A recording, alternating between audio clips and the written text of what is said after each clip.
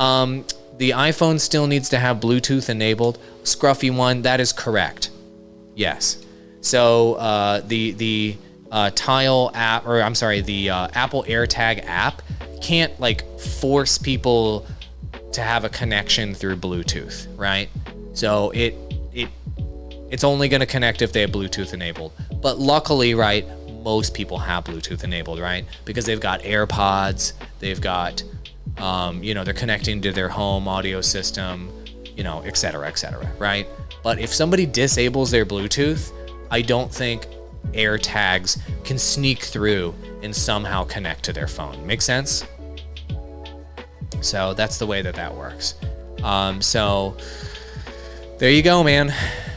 I think, and you can, by the way, find your device using the Find My Lost Device program that you already have for your iPhone, but just with the AirTag here, and it's IP67 water and dust resistant. So if you put it on something like a dog collar or something, it'll probably do pretty well, assuming that your dog doesn't chew it up or something. Make sense?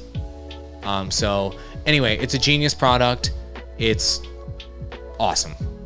So it's probably the best item finder product out there. So I do highly recommend the new Apple AirTag.